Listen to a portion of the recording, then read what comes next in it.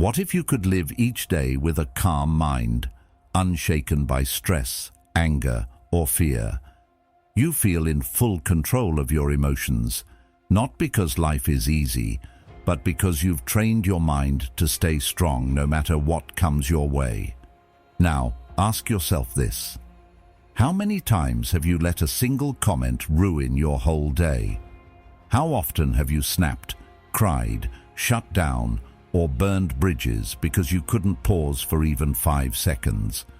We like to believe we're in control, but the truth is most of us are prisoners of our emotions, dragged around by every insult, delay, or disappointment. It's not the world that's tearing you apart. It's the stories your mind tells in reaction to it. And that's what the Stoics knew. That freedom doesn't come from fixing the world. It comes from mastering the one thing you actually control, yourself. If you're tired of reacting without thinking, of drowning in emotions that leave you empty and exhausted, then stay with me. Because what you'll learn here will challenge everything you've assumed about strength, peace, and power. If that sounds like the kind of strength you've been searching for, then take a second to subscribe. Not for quick fixes, but for steady growth. Because here, we don't chase comfort. We pursue wisdom, resilience, and inner peace. And every lesson brings you one step closer to the person you were meant to become. 1. Audit the source of your emotions. He was saying, your power lies in how you choose to interpret those things. And once you get this, you stop playing defense against life. You stop being a puppet pulled by emotion. You start stepping into your own authority. Think of your emotions like alarm systems. They go off when something feels wrong. But like any alarm, sometimes they're accurate, and sometimes they're just glitching. If you never investigate, you're just running around putting out fake fires. That's exhausting. That's how you burn out. The better path? Listen to the alarm, but check the wiring.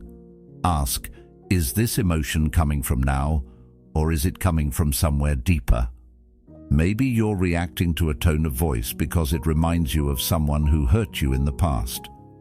Maybe you're shutting down in relationships not because people are untrustworthy, but because you've been hurt before and haven't fully rebuilt that trust in yourself yet. This isn't weakness, this is insight. Seneca once said, "We suffer more often in imagination than in reality." And he was right. Your imagination is powerful. If you don't know how to direct it, it will use you. It will trick you into feeling danger where there is none. It will make you panic over things that don't exist. But when you learn to examine what's real and what's imagined, your mind becomes a place of power instead of panic. This kind of emotional awareness isn't just a personal practice, it's a philosophical one. It's about choosing to live by logos, the Stoic idea of reason, instead of chaos. It's about elevating your response above the level of raw instinct. Because let's be honest, instinct can be messy. Instinct can tell you to lash out, run away, or shut down. But reason? Reason tells you to pause, to reflect, to choose your response based on who you want to be, not how you feel in the moment. And that right there is the work. That's where it gets real. Because mastering your emotions doesn't mean you don't feel them. It means you stop being dominated by them. It means learning to sit with discomfort without letting it drive your decisions. It means understanding that your reaction is a choice, even when it doesn't feel like one. That space? Most people don't know it exists, but you can find it. It starts with questions. It starts with curiosity. It starts with the willingness to pause and say, hold on, what's really going on here? And that's not easy. You'll mess up. You'll react too quickly. You'll fall back into old stories. That's normal. That's part of training the mind. But the more you ask these questions, the more power you build. The more emotional patterns you spot, the more choice you create. And eventually, What used to trigger you into silence or rage or fear starts to feel smaller. Not because life got easier, but because you got stronger. The goal isn't to become numb, it's to become aware.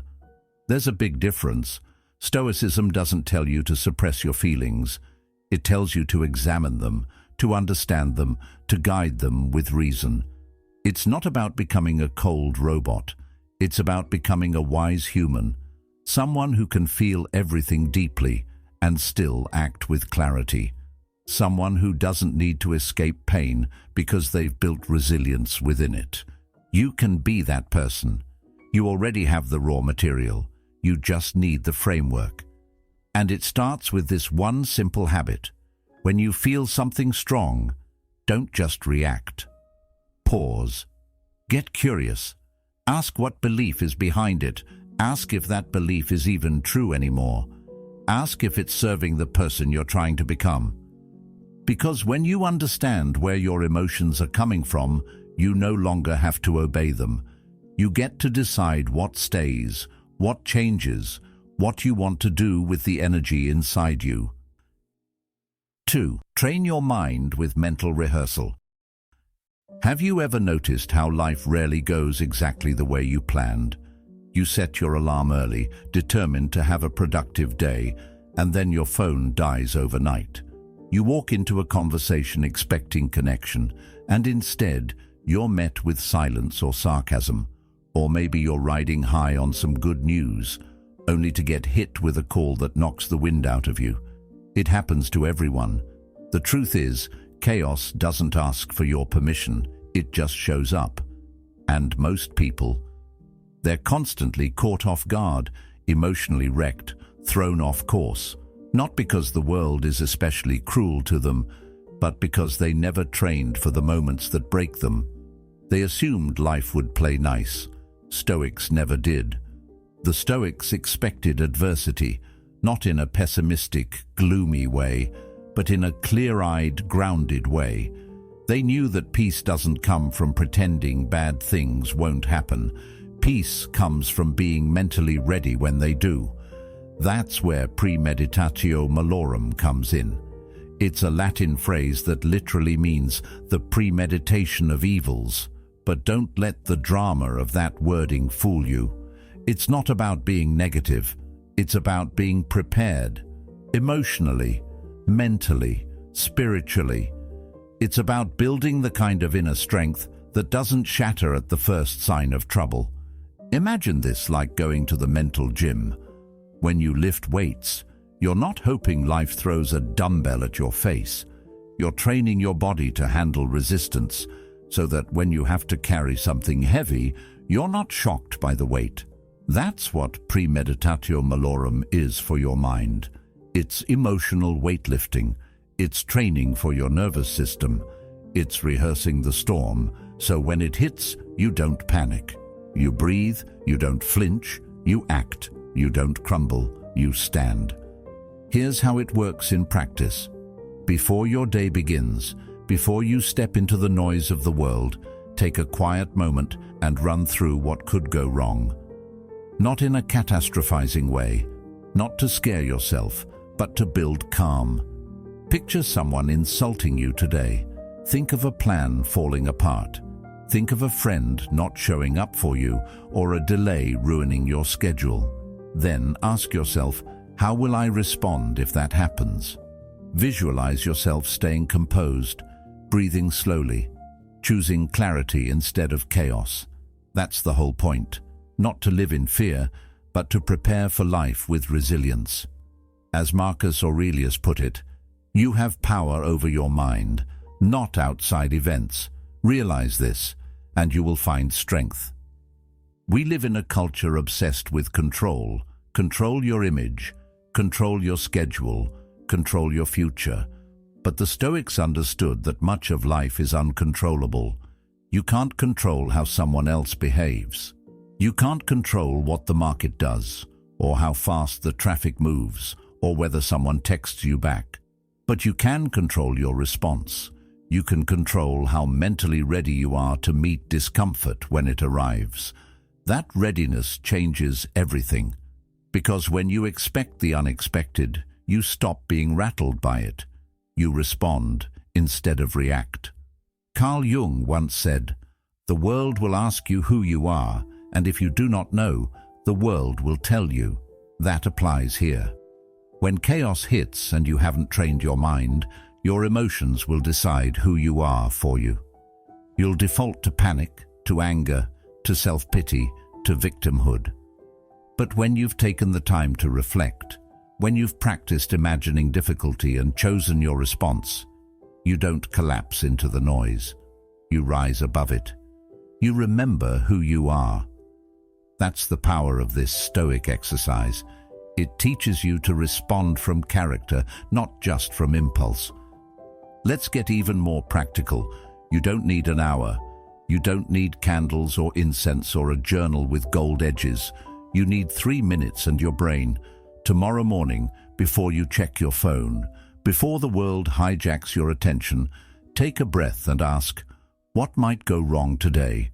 Not in a paranoid way, in a strategic way. Then say to yourself, if that happens, I will stay calm. I will respond with reason. I will not let it steal my peace. Do this every morning and watch how different you move through your day. Watch how much less surprised you are when life doesn't go your way. Watch how quickly you return to center when someone tries to throw you off. Seneca wrote, "He robs present ills of their power who has perceived their coming beforehand."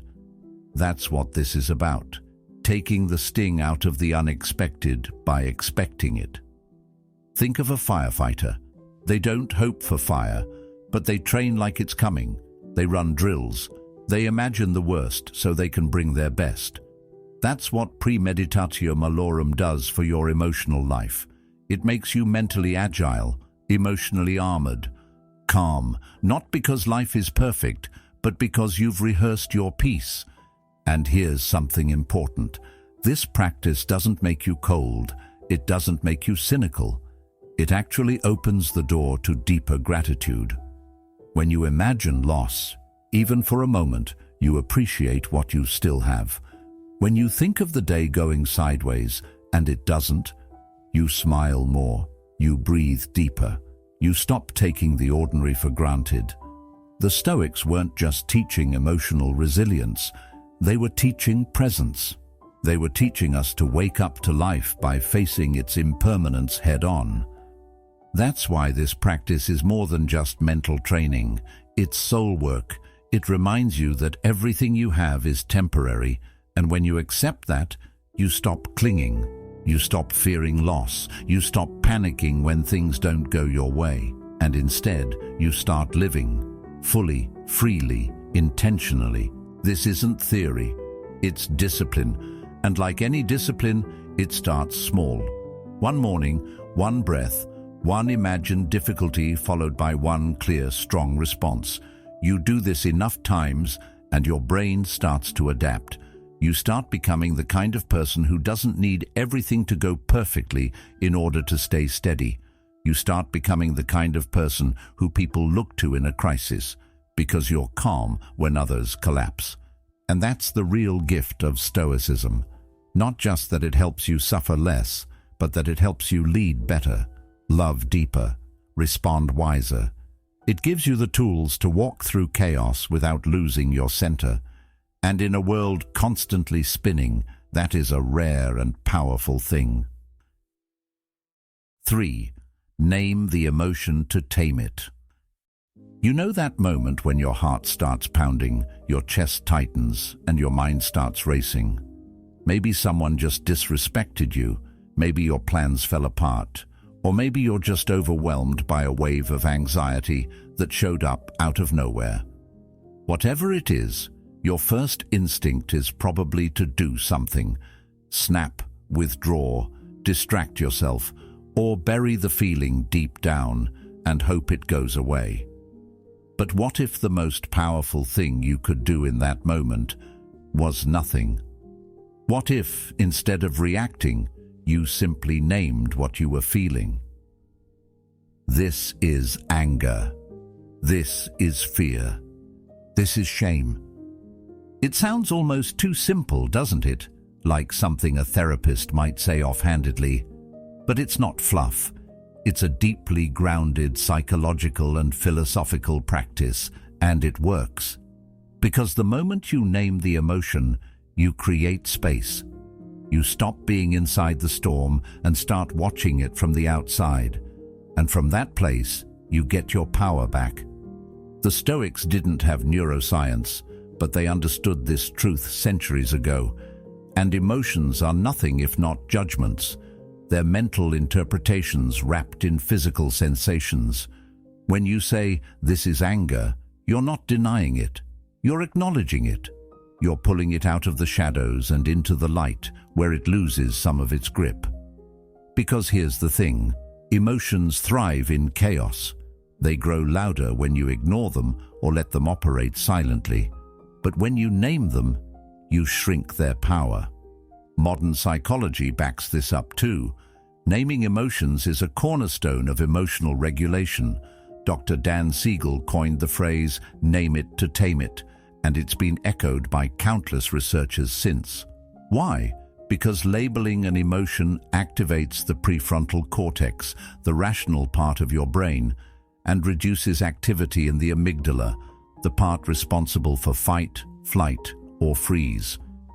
In simple terms, naming a feeling helps you stop being the feeling. You think you're just having a bad day, but really you're avoiding the truth that you're hurt, insecure, or grieving. You think you're just annoyed, but maybe you're actually scared. And when you can't name it, you can't work with it. So how do you practice this? Start with awareness. The next time your stomach drops, your shoulders tense up, or your voice gets sharp, pause. Don't act. Don't run to your phone or lash out or escape into a distraction. Just pause, take a breath, and say the words, "This is frustration. This is sadness. This is jealousy." Say it to yourself. Say it quietly. Say it without judgment. Because you're not wrong for feeling it. You're human. Think of it like this. Emotions are messengers. They're trying to tell you something. Anger might be pointing to a boundary crossed. Fear might be highlighting a place where you feel vulnerable or uncertain. Shame might be asking you to examine whether you're living in alignment with your values. But if you don't name the emotion, you miss the message. It just becomes static noise, and worse, it drives your behavior without your consent. This is especially important in relationships. How many arguments, how many cold silences, how many painful words have come not from truth, but from unspoken emotions taking the wheel? Imagine how different your conversations would be if you could say, "I'm feeling insecure," instead of projecting that insecurity as blame or sarcasm. Imagine saying, "I'm overwhelmed," instead of exploding in frustration. That kind of honesty doesn't make you weak. It makes you powerful. It makes you real. Now I get it. Naming emotions can feel awkward at first. It feels unnatural to slow down and say something so simple out loud or even in your mind. But that's only because we're not used to doing it. Most of us were raised to power through, suppress, or toughen up. But here's the paradox. True toughness starts with truth, and truth begins with awareness. If you can't tell yourself what you're feeling, you can't expect to understand your reactions or change them. Marcus Aurelius wrote in his journal, which we now know as Meditations, "If you are distressed by anything external, the pain is not due to the thing itself, but to your estimate of it, and this you have the power to revoke at any moment." That's not just ancient wisdom. That's a challenge, a call to step into responsibility, and it starts with learning to name your inner world. So make this a habit. Build it into your day. When you wake up feeling off, before labeling the day as bad, ask yourself what emotion is actually present. When you feel tension in your chest during a conversation, check in. What is this really? And when you feel the urge to react, especially when the feeling is strong, take that as your cue. Stop, name it, watch it, then decide. Because here's the beautiful shift that happens. The moment you name the emotion, you're no longer being pushed by it. You're standing beside it. You're the observer, not the reactor. And that shift, that's freedom. That's where self-control begins, not in suppressing your feelings, but in understanding them. And look, this doesn't mean you'll always get it right. There will be times you name the wrong emotion, times you still react too fast. That's okay. This isn't about being perfect. It's about being intentional. It's about moving from autopilot to awareness. And every time you do that, even once, you take a step toward becoming the kind of person who owns their emotions instead of being owned by them. Remember, you don't have to fix the feeling. You don't have to explain it away or justify it. You just have to name it. Let that be enough for now. Let that be the beginning. Because once you name it, you can tame it. And once you tame it, you can use it, not as a weapon against yourself, but as wisdom for your path. 4. Choose discomfort on purpose. Let's talk about something that most people don't want to hear, something we avoid, even though deep down we know it's true. We're soft, not in a moral way or a character way, but mentally, emotionally. We live in a world designed to make everything easier, faster, more convenient. Food delivered in minutes, comfort on demand, entertainment 24/7, a warm bed, a hot shower, a phone full of distractions. And it feels good, no doubt. But here's the price no one talks about. Too much comfort makes us fragile. The less we face discomfort, the less we can handle it. We stop growing. We stop strengthening. We become emotionally dependent on ease. And when life stops being easy, we crumble. The Stoics saw this danger over 2,000 years ago, and they had a solution: voluntary discomfort. That sounds harsh, right? Like, why would anyone choose to make life harder than it already is? But the answer is simple. Because when you train your mind to handle discomfort on your terms, you become far more capable of handling it when it's not. That's strength. That's freedom. That quote isn't about punishing yourself. It's about breaking the illusion that you need constant comfort to feel okay. Because you don't. You've just been conditioned to believe you do. Most of us avoid discomfort at all costs. We get irritable if our coffee order is wrong. We feel lost if our phone dies. We complain about things our ancestors wouldn't even recognize as problems. But here's the thing. Life will be uncomfortable sometimes. Plans fall apart. People disappoint us. Our bodies fail. Tragedy hits. And if you haven't trained your mind to face discomfort before that day comes, you'll be mentally unprepared when it does. That's why the Stoics practiced discomfort regularly. Cold showers, skipping meals, wearing rough clothes, sleeping on the floor. These weren't acts of self-punishment. They were acts of self-empowerment. Each one said, "I am not ruled by my cravings. I am not a slave to ease. I can endure discomfort and still be okay." That kind of training builds real toughness, not the performative kind where people yell and pound their chests, but quiet, steady resilience, the kind that says, "I can sit with discomfort and not run away from it." Modern psychology actually supports this. Carl Jung once said, "People will do anything, no matter how absurd, to avoid facing their own souls." And isn't that what we do with comfort? We scroll, we snack, we binge, we avoid anything to not sit with the raw parts of ourselves. But if you want to grow, truly grow, you have to learn to face discomfort, not run from it. You have to stop seeing it as the enemy and start seeing it as the gym where your mind gets stronger. And no, you don't have to start with something extreme. You don't have to sleep in the woods or fast for 3 days. You start small. That's where real transformation begins. Take one discomfort per day, something small but intentional. Skip sugar for 24 hours. Take a cold shower. Don't touch your phone for an evening. Wake up earlier than usual. Walk instead of drive. Speak up in a situation where you'd normally stay silent. It doesn't matter what it is.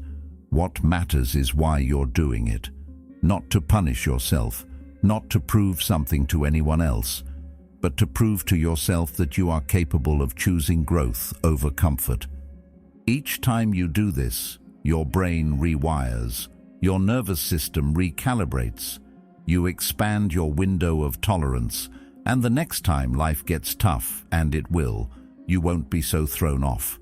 You won't spiral the second something goes wrong. You'll have a memory bank of moments when you faced discomfort and survived. Better yet, when you chose it and grew. This is the mindset that sets people apart. It's not that some people are born tougher or calmer or more resilient. It's that they've trained for it. They've practiced for it. Marcus Aurelius didn't have a peaceful life.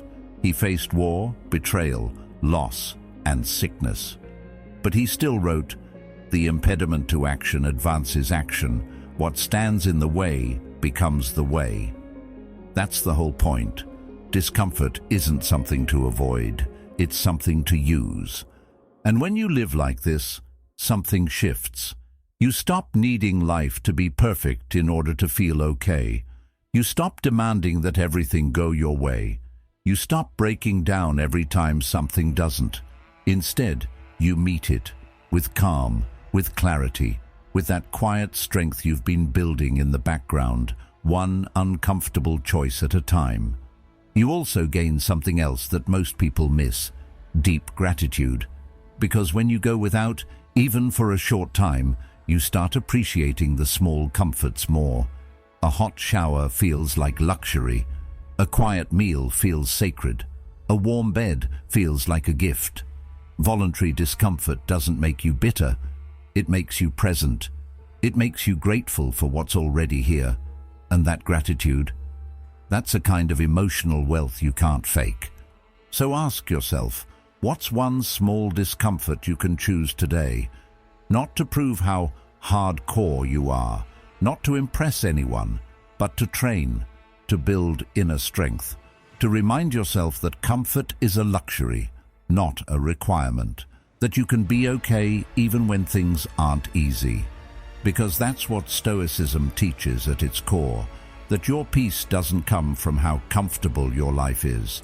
It comes from how resilient your mind is, from how willing you are to sit in discomfort, breathe through it, and come out stronger on the other side. Choose the cold shower, skip the dessert, say no to the thing that numbs you, sit with that awkward feeling instead of hiding from it. Do it not to suffer, but to grow. Because one day, maybe soon, life will hand you something hard, something you didn't choose, and when that day comes, you'll be ready. Not because it's easy, but because you're stronger than your need for easy. 5. Zoom out for perspective. Have you ever been caught in a moment where your world shrinks to the size of a single offense, a missed message, or one harsh glance? You're at your desk, feeling unstoppable, and then your boss snaps at you. Suddenly, everything falls apart. A text goes unread, and you replay it in your head 100 times. When something seems small, we often blow it up inside us, giving it power it doesn't deserve. But sometimes the problem isn't the problem, it's that we're way too zoomed in.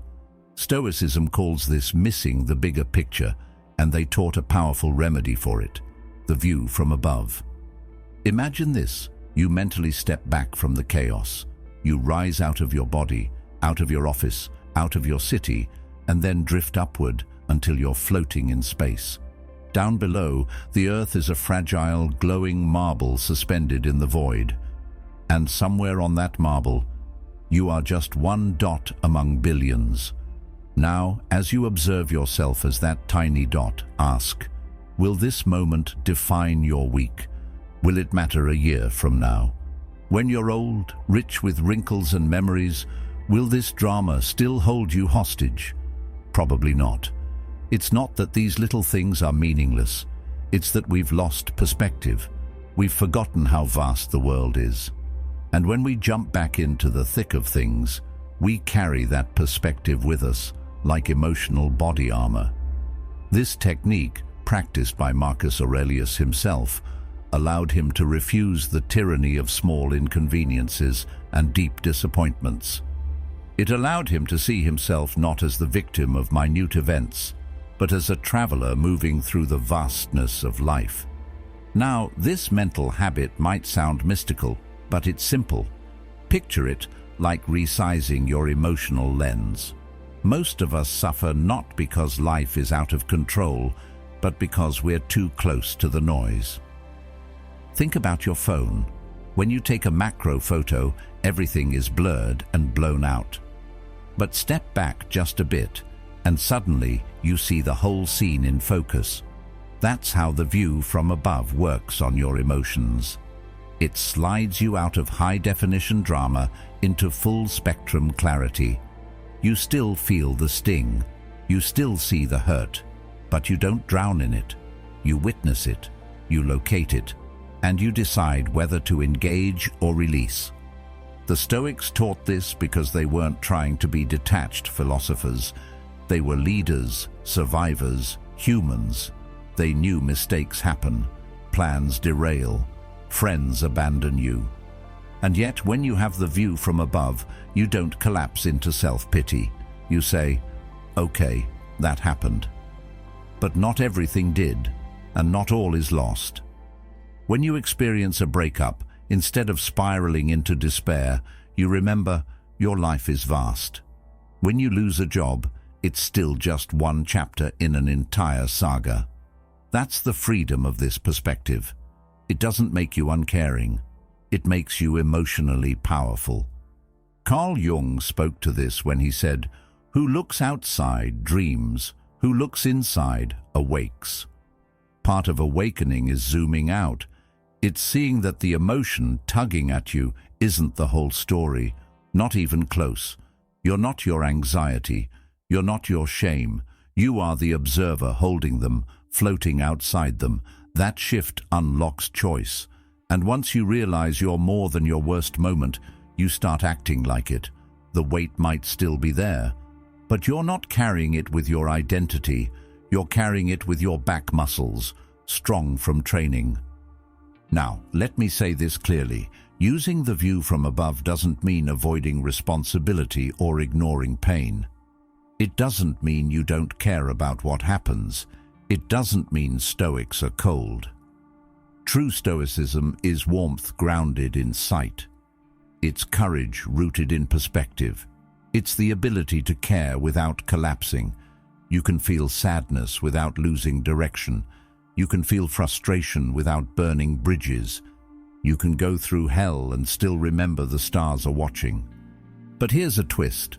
The view from above doesn't only help with negative moments, it also amplifies your gratitude. When you zoom out to see yourself riding that marble in the cosmos, you realize how much is working in your favor. A roof, friends, food, sunshine, a beating heart. Perspective brightens what's good, anchors what's bad, and reminds you that most of life, is neutral. You're just zooming into the rare flickers. That helps you breathe, helps you choose, helps you live more fully. You don't lose yourself in regret. You don't break under stress, because you carry the knowledge that your life is bigger than this. You are a soul floating through time and space. You're resilient not because bad stuff stopped happening, but because your awareness got bigger than the bad stuff. So here's what you do, and you don't need a chronic crisis or a guru-approved retreat. You just need 3 minutes. The next time you feel the small voice taking over, "This is huge, this is it, I can't handle this." Pause. Look up in your mind, out into the sky. See your town shrink, see your life shrink, see your problems become tiny specks compared to the infinite. And then ask, will this matter when I'm old, when I'm wise, when I'm grateful for surviving? Try it today. Feel the shift.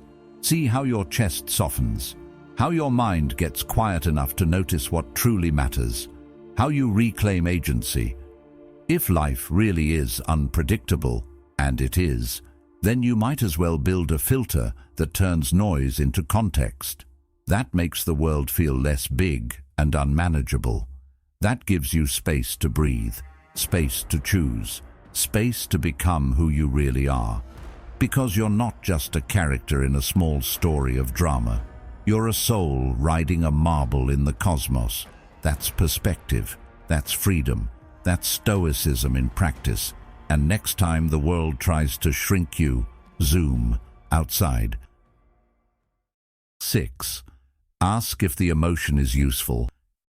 There's a moment, often in the middle of a tense conversation or while lying awake at 2 a.m., where your mind feels like it's been hijacked by emotion. Your heart is racing, your thoughts are looping, you feel stuck, powerless, and a little out of control.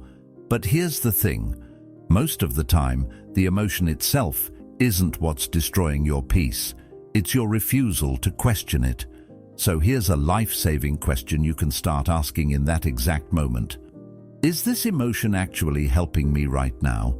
It might sound simple, almost too simple, but simplicity is the enemy of complexity when our minds are overrun by worry, fear, or anger.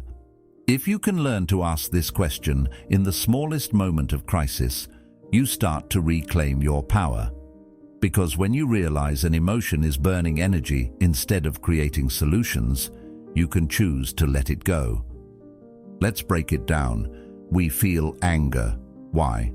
Because someone said or did something that triggered a story in our head. They disrespected me. They're out to get me, or they should have known better. But ask, is this anger helping you solve the problem, or is it just draining you? Now, if the answer is that it's not helping, then you've already made progress just by noticing that. You've created a gap between the emotion and your decision. That gap is where freedom lives.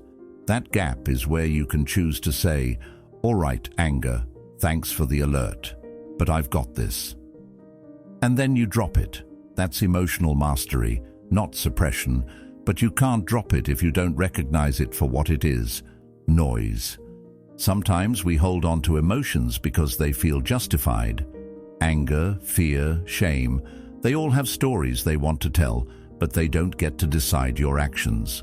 You do. Stoicism reminds us that you're not your feelings, you're the chooser. Marcus Aurelius wrote something like, "Don't be swept away by sensations. They happen quickly and without warning. But imagine having the mental discipline to slow them down, to say, I feel this, and then ask, does this serve me? That question is a filter for peace. Anxiety might prioritize safety over opportunity, but ask it, and you might decide that yes, anxiety is cautioning you, but not guiding you. Fear might aim to protect you, but ask it, and you may find that it's stopping you from taking a chance you really want. Fear loses its power when you put it under the spotlight. It becomes a reflection, not a dictator. Carl Jung said, "One does not become enlightened by imagining figures of light, but by making the darkness conscious." There's a darkness in your fear, but when that darkness becomes conscious, through questioning, it stops being a black hole. It reveals structure, origin, and purpose. Now let's look at shame. Shame is tricky. It sneaks in silence. It whispers that you're not enough, that you messed up too bad, that people will find out. But ask, is this shame helping me fix something, or is it burying me deeper? If shame isn't helping, then the only healthy response is to say, thanks for nothing, and let it go. Shame isn't a critical friend. It's a bully with good intentions. Stoicism teaches that true correction comes from insight, not ridicule. It's about alignment, not annihilation. If an emotion doesn't point you toward virtue, peace, or clarity, you don't have to feed it. Not everything you feel deserves your energy. Some emotions are just radio static in your head. annoying, distracting, and useless. But because you don't question them, they stick around, loop around, and multiply. They cloud your days with unnecessary pressure. The world doesn't need to give you reason to feel stressed. You'll find one anyway. But with that question, is it helping me? You become the referee of your mind rather than the victim. And that makes all the difference. Your peace matters more than your pride. That's a truth most of us struggle to admit. Pride wants us to react. It wants us to prove something. But when you pause and ask yourself that question, you often see that pride just wants to save face. It doesn't want harmony. It wants, I win. And yes, sometimes a win is worth fighting for. But more often, a win at someone else's expense only erodes your own inner quiet. Stoics weren't indifferent. They just refused to let pride throw them off balance. They asked, is this reaction bringing me closer to wisdom or further away? If it's the latter, they let it go. Think of it this way. Life throws challenges at all of us, period. But the quality of our experience isn't determined by what happens. It's determined by how we let those events move us on the inside. Are they shaping us into calmer, stronger, more compassionate beings? Or are they chipping away at our center, one interaction at a time? Emotions can be teachers, but only if we treat them as lessons, not sentences. Pain is real, grief is real, anxiety is real. But they don't get to live rent-free in your mind unless you let them. And you're the gatekeeper, with one question.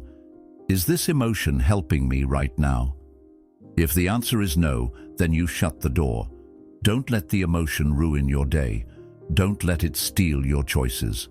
Don't let it determine your attitude. Because not all feelings deserve your attention. Not all deserve your decision-making seat. Now let's be real here. Implementing this takes practice. You'll want to scream back, or text angrily, or spiral into worry.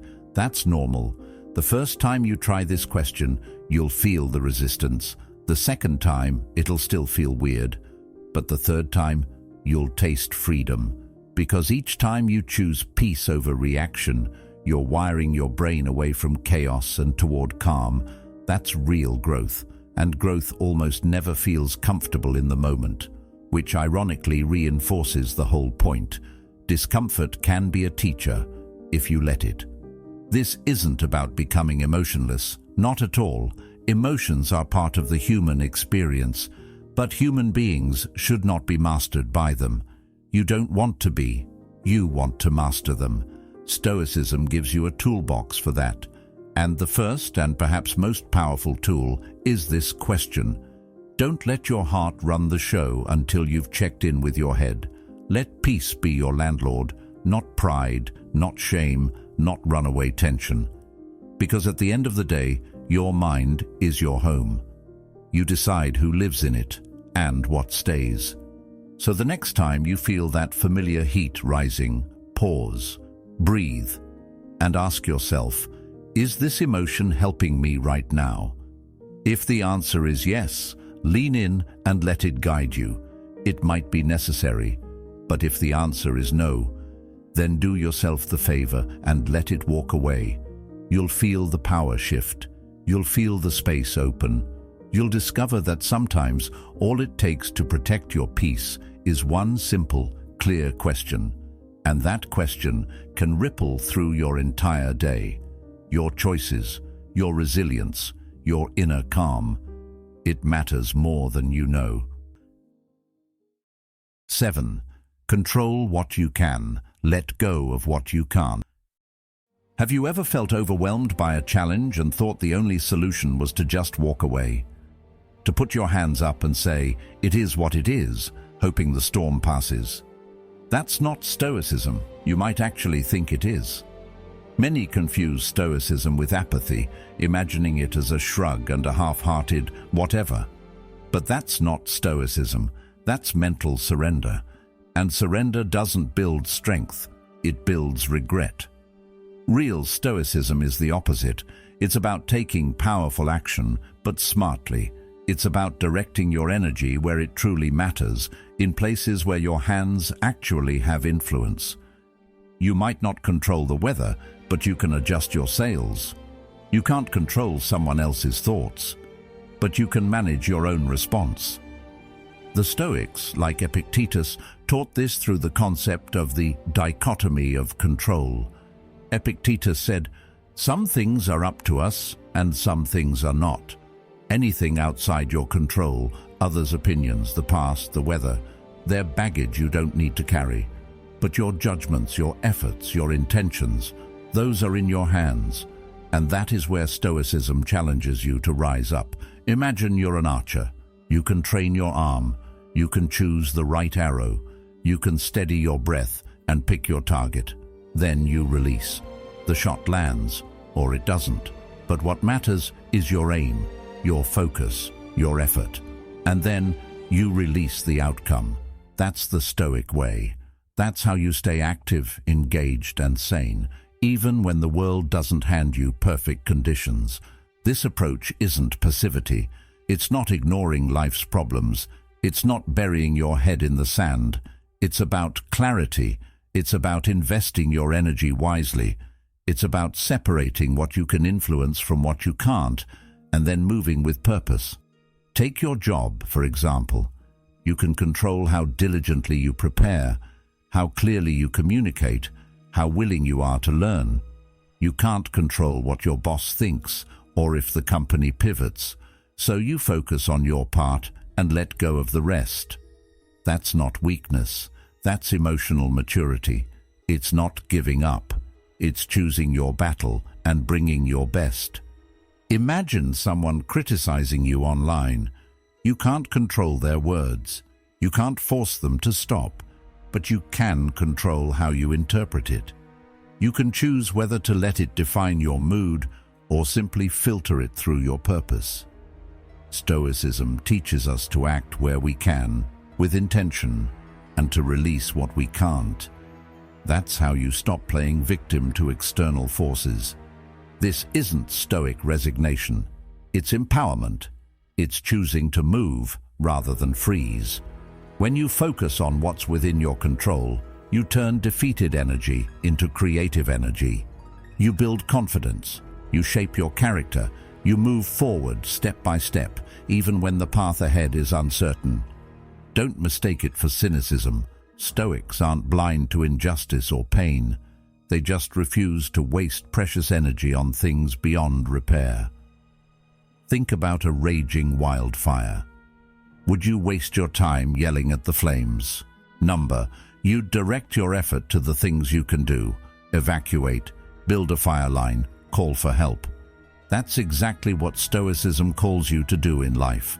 Work where you can, act where you must, and let go where you can't. If your community is suffering, you can seek justice, offer support, build solutions. You can't fix it alone. You can bring reason, effort, integrity. You can't guarantee the outcome, and that's okay. Your job is to play your part and let it serve the greater good. This mindset isn't abstract, it's practical. It releases you from emotional whiplash. When you focus only on what you can do, you stop punishing yourself or drifting into anxiety about what you can't. Ruthlessly let go of trying to control others. Rubicons don't exist in the emotional world. Letting go doesn't mean you don't care. It just means you refuse to be dragged into futile fights. You choose your battles, you stand for what matters, and you walk away from what doesn't. In psychology, this relates to locus of control. People who believe their actions make a difference tend to be more motivated, resilient, and mentally healthy. That's Stoicism in a nutshell. Take charge of your internal world and then act in your external world. If you do that consistently, you build trust in yourself. You build habits of purpose. You build a life shaped by choice, not chance. Now here's a question to test this in your own life. What are you trying to control that actually isn't yours to control? Opinions, outcomes, other people's emotions? Let them go and focus on what is in your grip. your effort, your attitude, your integrity, precision over panic, discipline over disappointment. That's the Stoic system. In the end, life will always present problems. That's certain. But your life isn't defined by the problems. It's defined by how you choose to respond. Stoicism isn't saying don't care. It says care wisely. Care about where you can help. Care by doing your part. And then, for everything else, you release it.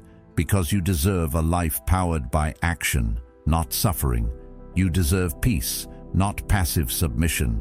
You deserve to be the archer, to aim, to shoot, and to watch your own arrow fly. That is strength, that is sanity, that is Stoicism.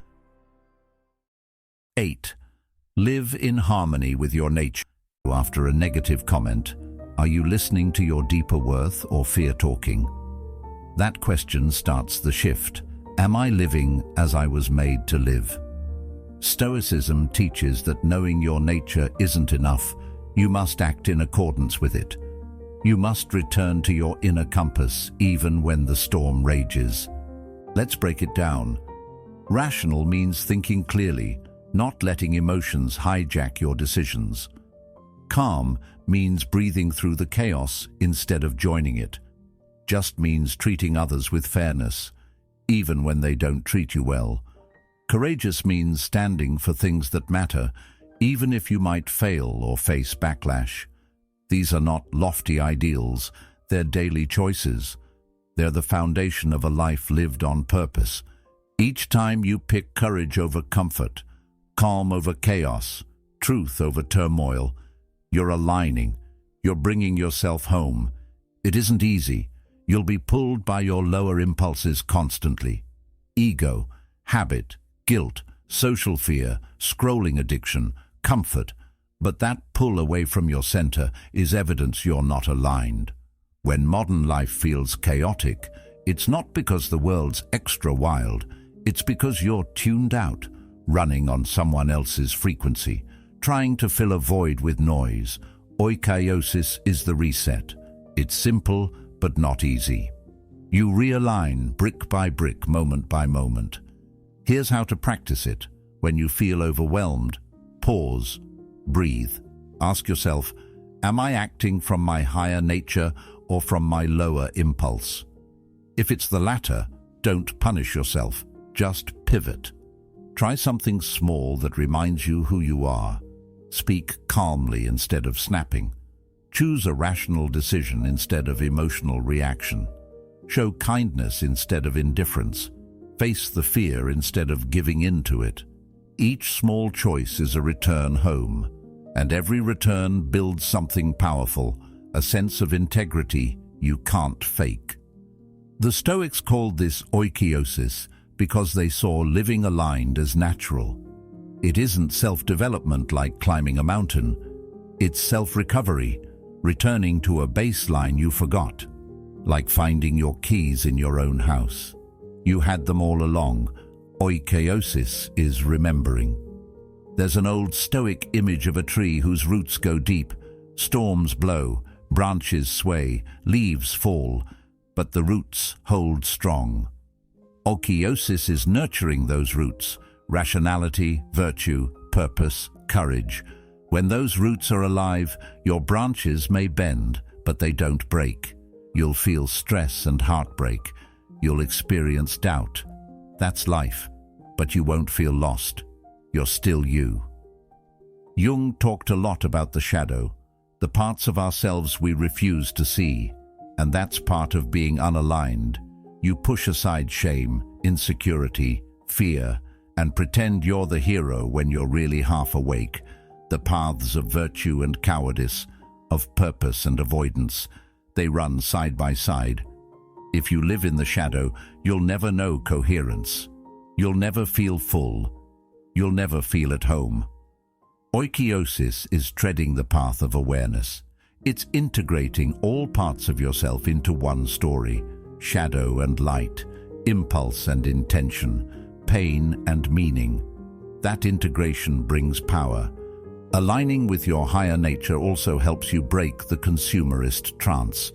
You start caring less about likes and more about substance, less about flashy pleasure and more about quiet dignity, less about chasing currency and more about building character.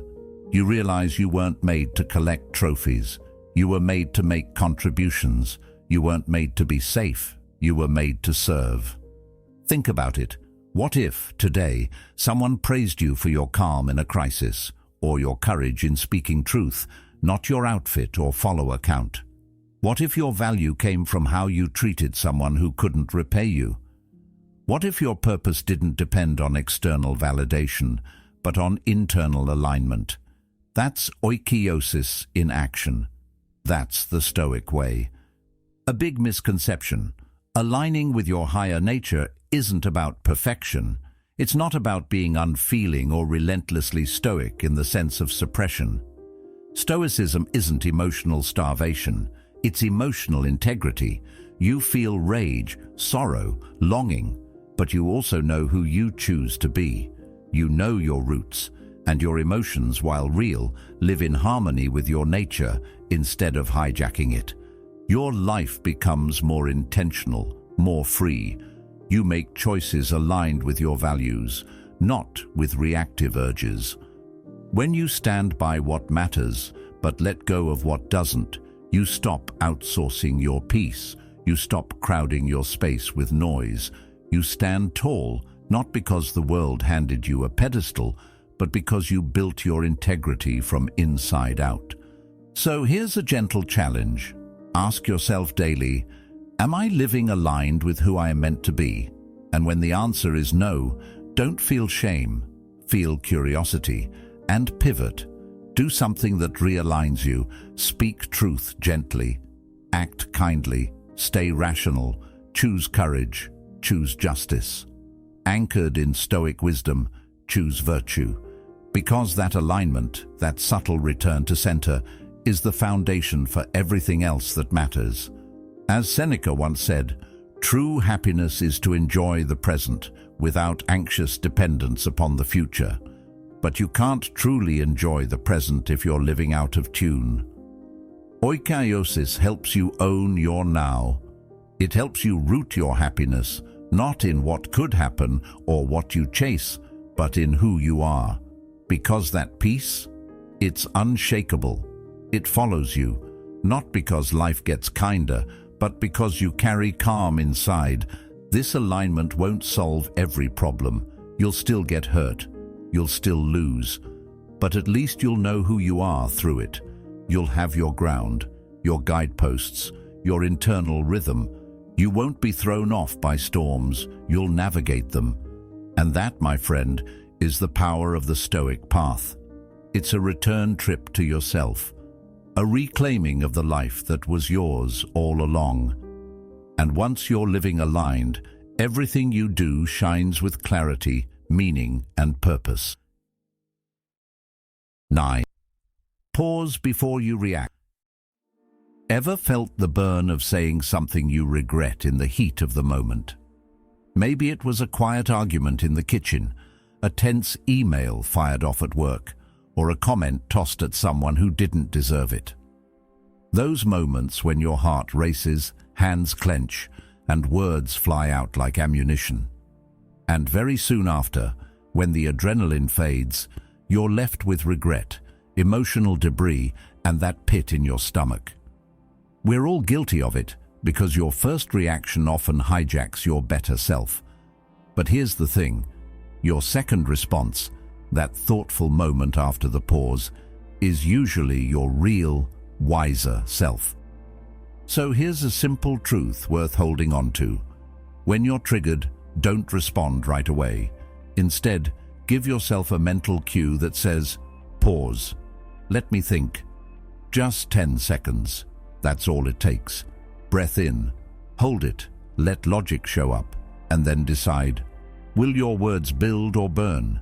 Will they heal or hurt? Those few seconds are the crossroads between chaos and clarity, between reaction and reason.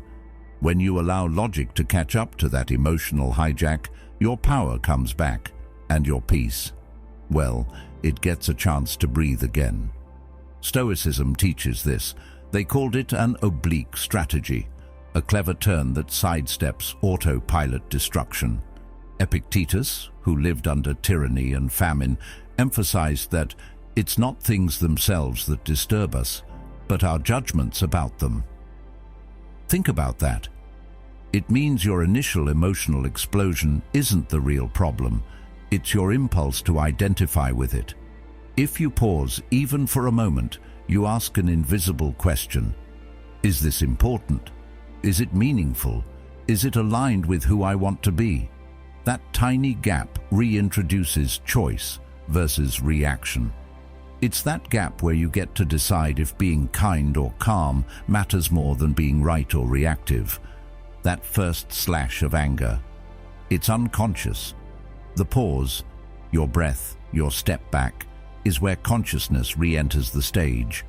When you don't let those seconds slip by, you start laying down the neural pathways of self-control. You're no longer a puppet of that first rush. You're training yourself to choose, to pause, to bring forth the part of you that's thoughtful, clear, and intentional. The real beauty of this practice is how it rewrites your story. Let's say your partner makes an offhand remark that hits a nerve. The instinct is to snap back in defense. But if you pause, maybe take a breath, maybe sip some water, you remind yourself that this moment doesn't define your character. You create space to choose. Will I retaliate, or will I reflect and respond with care? That moment of restraint protects your relationship. It saves you from regrets that echo for days, and it carves a path toward wisdom. Your second response can be your best one. In the modern world, this habit is rare. We're wired for speed, instant reactions, viral responses, trolling at the click of a finger. But wisdom isn't fast. Wisdom waits. Wisdom questions. Wisdom is deliberate.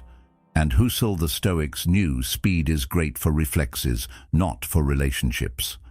That pause builds emotional muscle, a quietly revolutionary skill. It makes you calm while others are losing it. It makes your words matter. It makes your integrity visible. Living without these 10 seconds means living on autopilot. You'll be pulled by every insult, every text, every tweet, until you're running from reactivity all day long. You're not just stressed, you're fragmented, scattered. With those seconds, though, you become whole. You reconnect with your inner compass. You remember who you are and who you want to be. Because that pause, it's your connection to choice. Let me frame it differently. Imagine your mind as a calm lake. Emotions are like stones tossed into the water. Without pause, you become the splash, the stone itself. But when you pause, you're the observer standing at the edge. You're not the splash. You're watching it. You see its shape, ripple and fade. And then you move on. That's not coldness, it's clarity, it's emotional presence. It's the Stoic ideal. You're not being weak when you pause. You're being strong, strong enough to slow down when everyone else speeds up. That's how you build emotional intelligence. That's how you step out of drama and into dignity. And yes, people notice. They feel the difference in your calm. They grow to trust your words. They learn from your grace under tension. That's quiet leadership. This habit doesn't just change conversations. It changes you. It rewires your sense of control, of self. Instead of reacting with shame or fear or rage, you start responding with insight, with calm, with compassion. It's not perfection, it's evolution. Each time you pause, you're reinforcing that emotional magnet. Own your decisions, own your values, own your calm. Now here's the thing, life isn't going to stop testing you. It never does. People will irritate you, situations will trigger you, but your power lies in this, in keeping that tiny space intact. It's the gap that saved you once, then again, and eventually it becomes a shield, a lens, a method of being, a standard you don't want to blow past again. So don't be perfect, be present. Start offering yourself those seconds. Breathe deeply, connect with what matters, then let your words follow suit. Because those 10 seconds, they're not just time, they're potential. Potential to protect, to understand, to rise. Potential to turn an instinctive reaction into a deliberate action, and maybe even into something that shapes your world for the better. The pause isn't a trick, it's a practice, it's a pillar, it's your voice within your mind saying, hold on, let's live like humans, not like circuits. Because your identity isn't defined by your impulses, it's defined by your responses, and those snapped decisions you ultimately choose to stop. That's how you regain your center. That's how you build a life of intention. That's how you let wisdom grow through the cracks of chaos. 10. Turn setbacks into You ever notice how life seems to hit hardest when you're least expecting it? You wake up confident, ready for a good day, and then traffic jerks you around like a newbie, an email slams rejection across your face, or a project face plants in front of everyone. It feels unfair. It feels heavy. But here's something the Stoics taught. Life doesn't test you with setbacks. It trains you. Think of it this way. Traffic is your patience drill. Rejection, humility drill, failure, discipline drill. That jerk in the morning rush isn't there to ruin your day. It's your dojo bell signaling it's time to practice virtue again. Marcus Aurelius once framed his struggles like this. The impediment to action advances action. In plain English, every obstacle gives you power. Each disturbance becomes a tool you can sharpen your mind with, if you let it. It's like mental weightlifting. We don't avoid the gym because lifting is hard, least of all when the world is in your face. Instead, we show up, grip the bar, flex through the resistance. Same thing with life's punches. The Stoics lived this. They didn't wander through life waiting for perfection. They stepped into the chaos daily, asking, what is this moment here to teach me? When rejection stung, it was a reminder to carry humility in your bones. When you failed, it was a chance to build relentless discipline. They turned every setback into a purposeful practice. What if every time something pushes you down, you didn't ask, why me? But instead asked, how am I growing through this? A terrified client could be your moment to flex courage. A disagreement? Integrity practice. Overloaded work? Endurance test. The point isn't to suffer, it's to transform suffering into strength. You can't churn virtue out of thin air. You need friction. You need pressure. You need the emotional spark that only struggle brings. That's your fuel. Now, don't get me wrong. This isn't about becoming a martyr or romanticizing pain. It's about choice. When a setback lands, you choose whether to collapse under it or lift with it. You toss your head back and ask, what am I practicing right now? That single shift, calling it a lesson instead of a curse, changes everything. It changes how your brain writes the memory. The worst day becomes training ground instead of trauma ground. You build resilience layer by layer. Let's walk through a real-life example. Picture your boss publicly criticizes your work in a meeting. For a moment, heat floods your body. You feel cornered. Your heart pounds. Your first instinct is to fight back or to shut down. But you stop. You breathe. You say to yourself, all right, this is a discipline moment, a grace moment, a focus moment. You thank them, ask for specifics, and go back to your desk. You don't stew or sulk. You learn, you grow. That emotional crack, that's exactly the spot where virtue takes root. Here's the truth. We learn more from adversity than from comfort. Comfort rarely compels growth. Growth is uncomfortable. And the Stoics didn't avoid discomfort. They chose it. They walked through fear so they could stand stronger. They leaned into pressure so they could speak louder. They turned friction into fuel. They turned pain into purpose. You might ask, how do I start? It begins by dropping the story where life is against you. Then begin your internal checklist. The moment pain hits, label the drill. Is this endurance, preparation, compassion? Don't shrink from the challenge. Bring your best attitude and effort, knowing you're making mental gains. What did you learn? Where did you stretch? Where did you shrink? And how will you adjust next time? As you repeat this, your default mindset shifts. Your emotional reflex transforms from panicking to training. You start to crave the challenge, not because life is pleasant, but because you realize challenges are the best teachers. That text-throwing shade becomes a moment to flex self-respect. That deadline too short becomes your discipline practice. That failed plan becomes your humility boot camp.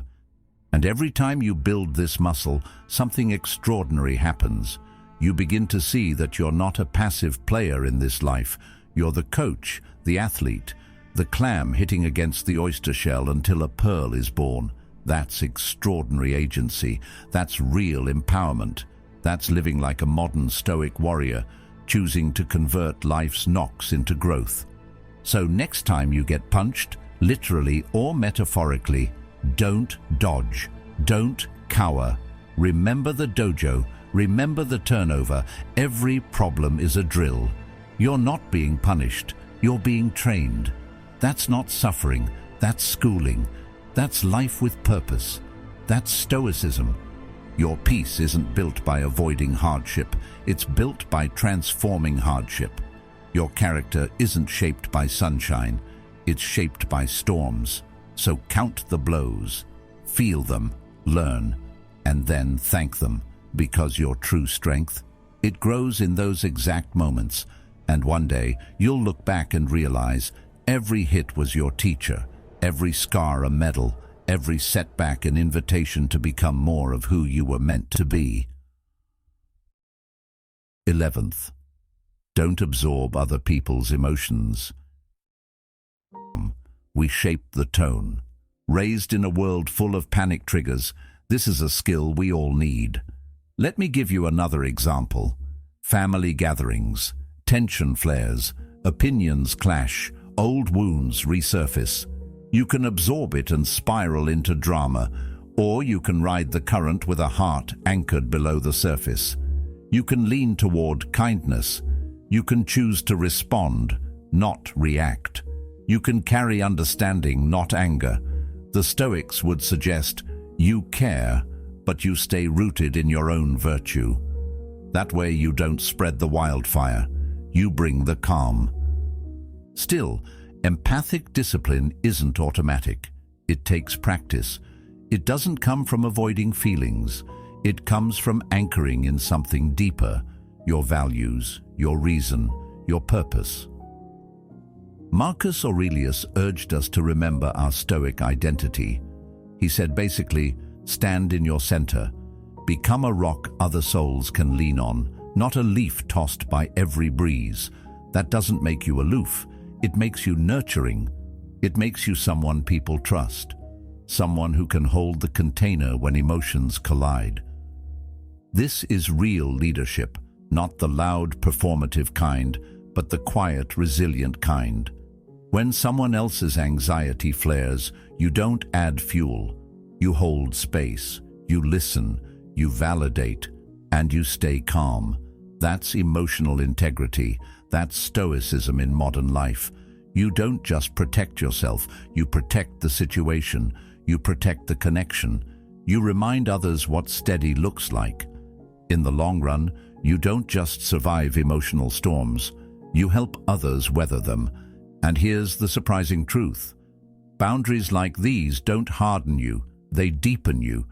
They make you more sensitive to nuance, not less sensitive to suffering. Because you're no longer caught up in the chaos. You're able to see it, feel it, but not absorbed by it. You become both present and clear, compassionate and wise, emotionally intelligent without being emotionally enslaved. This practice is a muscle. You build it every time you choose your center over their storm. You practice empathy without collapse. You practice listening without taking over. Piece by piece, you live as a calm in the center of life's hurricane. That calm doesn't just benefit you, it radiates outward. It's the kind of calm that shifts cultures, not just rooms. 12th, care without clinging. You know that quick stab, it could happen at any moment, when someone takes something from you. A promotion, a compliment, a relationship, a feeling of safety, and suddenly your mood flips, your mind spirals, and you feel lost. This kind of pain isn't rare. We all crave love, success, respect, basic human needs. But the Stoics noticed something dangerous. When we tie our very identity to these things, we hand over our emotional independence. It's like placing your heart in someone else's hands and praying they won't drop it. That's where preferred indifference comes in. The Stoics didn't say you have to reject health, wealth, or recognition. Not at all. They recognize these as preferred, better than their opposites. But they never allowed them to define what it meant to be human. Imagine this scenario. You get a raise, you celebrate. Then it disappears. You're demoted or laid off. You could collapse. But if your worth was tied only to that raise, then yes, you crash. Now imagine instead that you held that raise like a feather, enjoying its warmth, but never let it occupy your sense of self. When it leaves, you don't shatter. You re-anchor in virtue, in courage, in clarity. That kind of response is strength, not detachment out of apathy, but resilience born of reason. Let's dig deeper.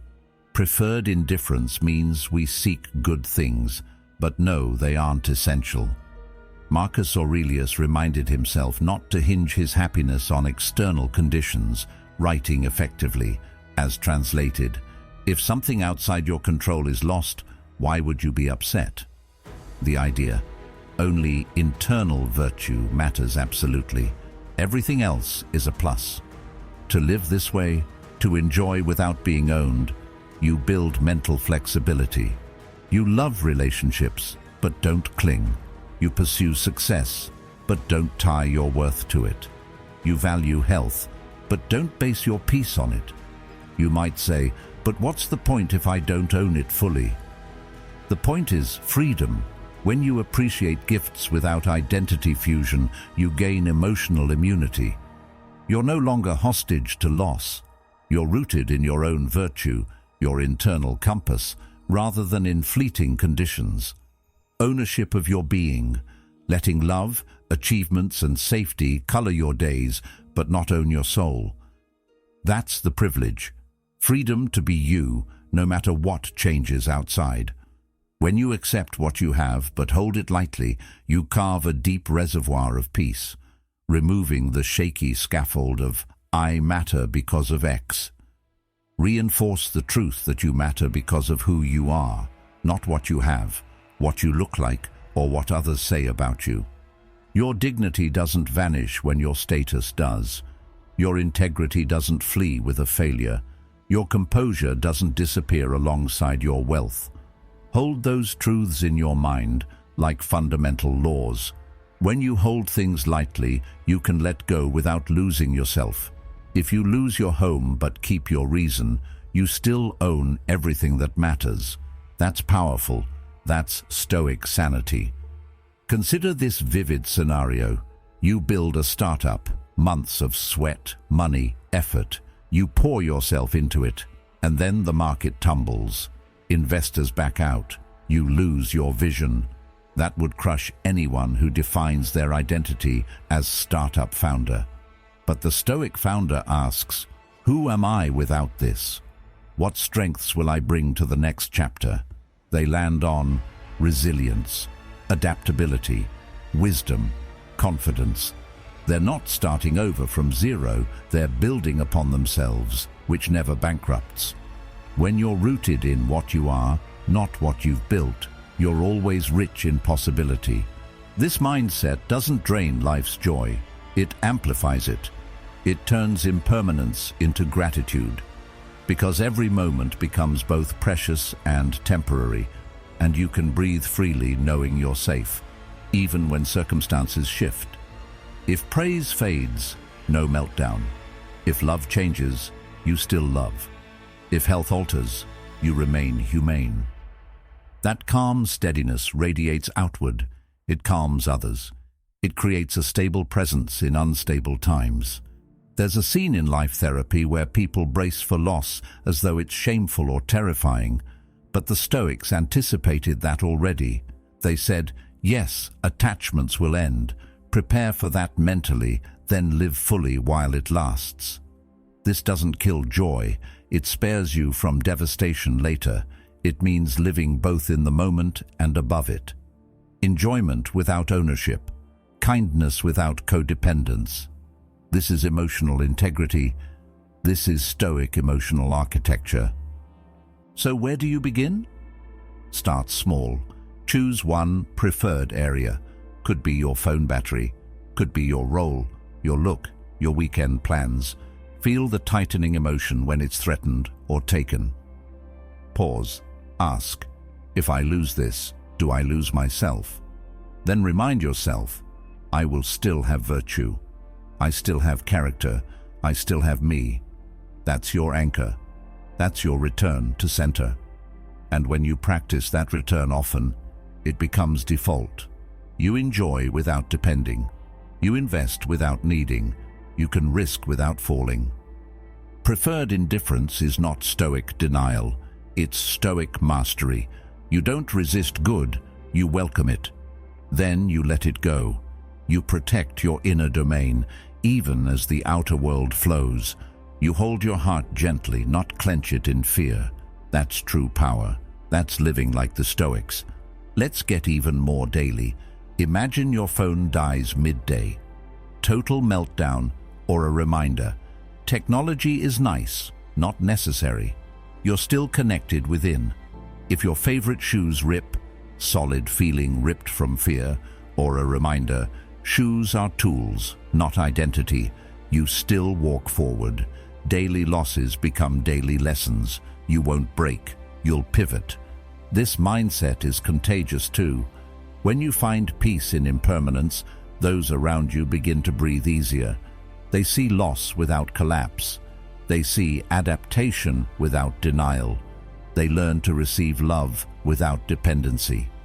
They learn to give without expecting always to get back. You become an emotional anchor, not a codependent sponge. Yes, this stability demands discipline. It's not easy to feel loss and not crumble. It's not easy to love without fearing loss. But that's exactly what the Stoics trained for. Marcus Aurelius faced plague, betrayal, wars, and never lost his composure because he held outcomes lightly. He held virtue tightly. This is emotional armor. Love the world, but don't tie your soul to it. Enjoy the gifts, but know they can go. Stand steady when they do. Hold, release, maintain.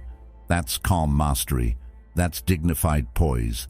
That's you choosing to be you, not what you have. 13. Define yourself by your role, not results. So much of life's pressure comes from one loud, sneaky question. Did I win? We ask it after a speech, after a promotion that didn't come through, after a conversation that felt flat. But here's a problem. The outcome isn't in your hands. It depends on variables you can't control. Someone else's mood, market shifts, timing, luck. And yet we stitch our worth to that score. We define ourselves by applause, likes, paychecks, or the final scoreboard. The Stoics had a different playbook. They weren't interested in external validation. They were all about how you show up. They taught that your true identity lives in your roles, not your results. Are you showing up as a good parent, friend, leader, worker, partner? Show up with clarity, courage, honesty, consistency, no matter what the outcome. That's the real win. That's integrity. Marcus Aurelius wrote in his Meditations something timeless. Essentially, waste no more time arguing what a good man should be. Be one. Your role invites you to embody that. It doesn't ask for perfection, but for alignment. It doesn't demand applause, but character. If you step into each moment as the person you intend to be, then in that moment you've succeeded, regardless of whether the crowd cheers or the deal closes. Here's what that looks like in real life. Let's say you lead a team at work. You prepare your part, you bring effort, attention, and respect. You invite feedback and work through conflict calmly. Maybe your project doesn't land the way you hoped. Maybe the clients walk away. Does that erase the care you showed along the way? Number you won in your integrity. You upheld your role as a leader. You acted with excellence. That is success, and it builds a foundation that lasts longer than any single outcome. Or imagine parenting. You model love, presence, honesty, discipline, even on days when the kids push your boundaries or the homework battle feels endless. The outcome, test scores, teenage rebellion, weekend moods, can shift unpredictably. But your role? That you were there, that you cared, that you did right day after day. That's what shapes character, not the short-term tally. This mindset shift is more than noble. It's freeing. It means release from agonizing over results. It turns effort into a gift, not a gamble. You understand that the scoreboard is relevant, but it isn't defining. You play your part with heart, with presence, with discipline, because that's what you signed up for, not because it guarantees a reward. Think of an archer. They train, they aim, they release. Then they turn away, because they can't control the wind, the curve, the final path of the arrow. But did their role end at release? Number. They showed up as the archer. They honored the process. Outcome? Live your roles. Let integrity be your reward. Let your life be the applause that matters. 14. Keep wisdom within reach. Ever notice how the moment life throws a curveball, everything you've practiced goes out the window? 1 second you feel grounded, and the next, a setback, a harsh word, a dropped opportunity. You flip back into panic mode. That's exactly why the Stoics didn't just study wisdom, they carried it in their minds. They called it their Seneca cabinet, mental armor, composed of phrases so powerful that when life crashed in, they could reach in and stabilize their soul. Think of it like having a small toolbox in your pocket. 3 to 5 phrases, but each one sharp enough to slash through panic, doubt, or emotional overwhelm. You open that mental drawer and pull out what you need, almost instantly. That's clarity meeting crisis. Here's why it works. When emotions climb, neural pathways flood, and logic goes into hiding. You become a reactor, not a chooser. But if you've already stored a phrase like, "You always own the option of having no opinion," it pops into awareness like a lifeline. Suddenly you remember, reacting isn't mandatory. You've got another choice. That's less about parroting wisdom and more about creating a cognitive habit. Marcus Aurelius himself didn't have a TED Talk script or motivational post. He had his meditations, his internal phrase book, scribbled for himself in the chaos of empire. One line could reboot his mental OS. It could reboot yours too. Let's walk through a real-world scenario. Picture this. Your boss corners you with criticism in front of others. Your heart races. You feel small, defensive. You've braced for exactly this. Your hand goes to your metaphorical cabinet and you pull out, "I choose my response." Take a breath. Your posture straightens. You say, "Thanks for telling me. I'll reflect on this." You don't mirror the embarrassment or lash out. You ride the moment with intention. To anyone observing, you're calm. To yourself, you saved your sanity. Or a personal test. Someone close betrays your trust. You feel heat, grief, confusion. But you're prepared. You reach for, pain isn't the enemy. your reaction is. Now, instead of spiraling, you talk, you set boundaries, you ask for clarity. Your response becomes the focus. You don't let the hurt write your story. You do. Slow roll over chaos. That's living intentionally. Building your Seneca cabinet doesn't need to be fancy. You can write phrases on your phone, repeat them in the shower, or post them where you get triggered, like by your work computer or mirror. The key is repetition until they fire reflexively. Think of them as mental rebars, reinforcement beams for your mind's foundation.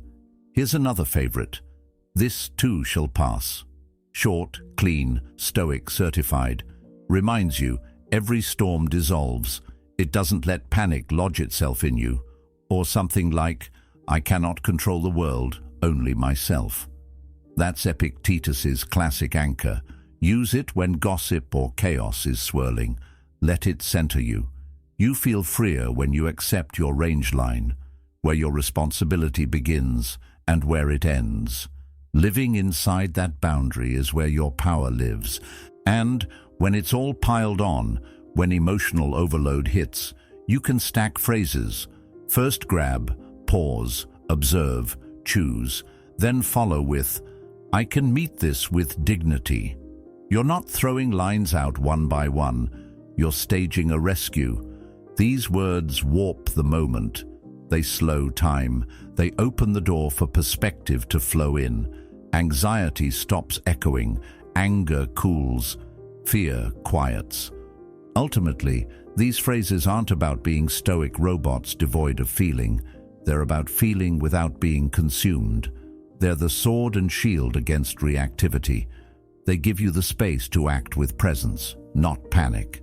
As Epictetus said, first say to yourself what you would be, and then do what you have to do. These phrase shortcuts help you remember what you want to be when you can't think straight. Here's a way to begin building your own Seneca cabinet. 1 paragraph every night. 3 to 5 sentences max. Your story today. How you got triggered. What phrase you needed. Write both. Practicing like this embeds them. Over time, triggers become your cue. You feel the emotional shift, and you speak the phrase mentally. You become the practice, and it shows. You'll start to see transformation in how you handle drama. Not just the big fires, but the small annoyances too. The traffic jam, the snippy family comment, the B-grade night out. Those become golden training moments. You pull your phrase, you level frequency, you build resilience. Soon, you won't have to try so hard. Those phrases will pop up organically. You'll be in that moment, and calm will kick in. Because mental reps, like physical reps, eventually produce retention, and that retention shapes your identity. Someone who is composed, no matter what life serves them. Go ahead, choose your armor. 3 powerful statements. Learn them, live them.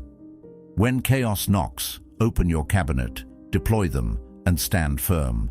You'll be anchored when the waves hit. Built not by avoiding storms, but by learning to stand while they pass. Build your Seneca cabinet, and let it be the cabin that steadies your soul. 15th. End the day with honest reflection.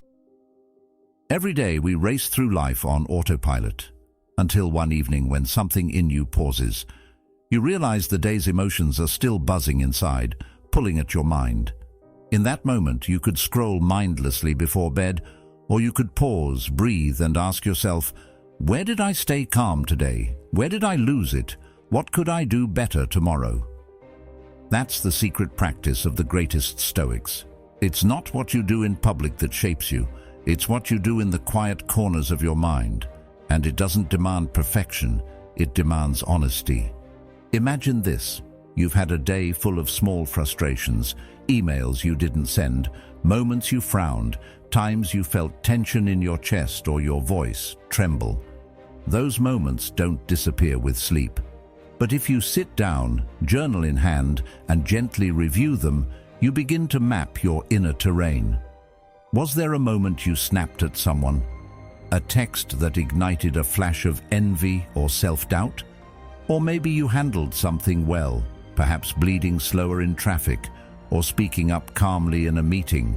You write it. No self-judgment, just recognition. That's how awareness starts to grow. Marcus Aurelius practiced this without ever giving it a flashy name. He ended each day by asking himself if he'd been true to his principles.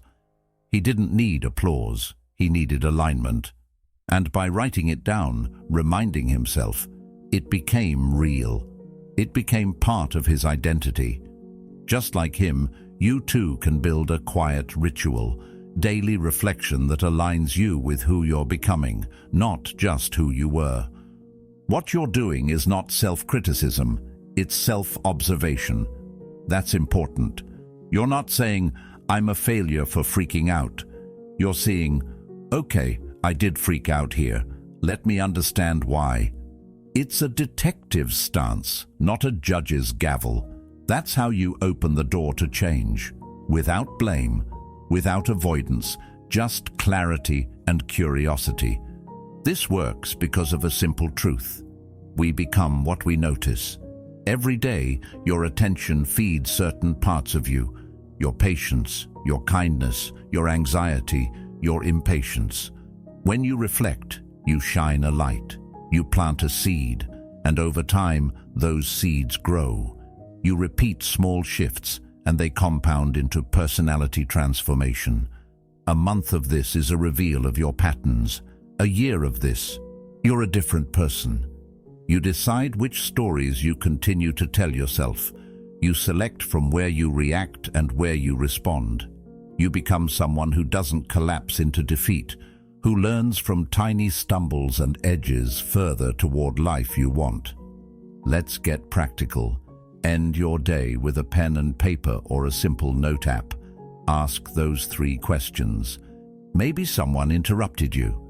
Maybe something didn't go your way. Maybe your child spilled juice on the floor. You stayed calm. You acknowledged it. You moved on. That's progress. Maybe you snapped at the driver who cut you off. Maybe you lashed out at a friend. Maybe you closed off because you felt hurt. That's not failure. It's data. You need it. Perhaps it's to pause longer, to take the scenic drive instead of rushing, to call instead of text when emotions are high. Small plan, small muscle. Build it. Do this nightly, just 5 to 10 minutes, honest, kind, alive to your growth and your flaws. Over time, your mind's quick to catch you in the act of losing it. You already feel the self-awareness muscle growing. And when that muscle is awake, it brings choice right into the fragile moments before chaos hits. This is not about wallowing. It's about clarity. It's not about beating yourself into better behavior. It's about noticing your own humanity, because you're not perfect and you don't need to be. You just need to get up for yourself again tomorrow. Each reflection is a small reset, a commitment that says, I want to be here, awake. Here's the truth. Most transformation doesn't come from extraordinary feats. It comes from everyday awareness, from the quiet before bed, where reflection meets intention. That's where the real work is, behind the scenes. While the world doesn't see you, you see yourself. And when you see yourself, you start to grow yourself. Awareness builds, agency builds alignment. Over time, patterns emerge. Perhaps you notice that your Fridays are always rushed. That's a chance to adjust. Or that your voice tightens each time your partner corners you in conversation. You see it, you plan for it. Maybe tomorrow you hold your tone longer, breathe deeper, stay curious. You're not waiting for big breakthroughs, you're building foundations. You're being the person who creates breakthroughs. Now what? Commit to the ritual. Even if you forgot to reflect one night, you missed tonight. No big deal. You catch tomorrow. That's the pivot of a person who's learning to grow. Not perfect, but consistent. Not rigid, but real. Slowly, you embed resilience, calm, clarity, virtue, Whatever words feel right to describe what you're building. You become someone who lives intentionally, who learns deliberately, who cares deeply about their own mind. So yes, your best Stoic isn't the one who doesn't fall, it's the one who rises daily, looks at the fall, learns, and realigns. That's your practice, your nightly reflection, quiet, personal, powerful. That's how awareness becomes mastery. That's how a life becomes one of quiet strength. Because the real growth happens not at the podium, but in front of yourself, in the stillness of your own presence. At the end of the day, the real battle isn't out there. It's in here, in your mind, in how you respond, not just to life, but to yourself. If you can meet your own reflection with honesty and still choose growth over guilt, clarity over chaos, then you're already winning. Remember, peace doesn't come from perfection, it comes from presence. If this message hit home, there's another video waiting for you right here. Watch that next. And thank you truly for being a part of Stoic Journal. Your journey matters. Keep walking the path.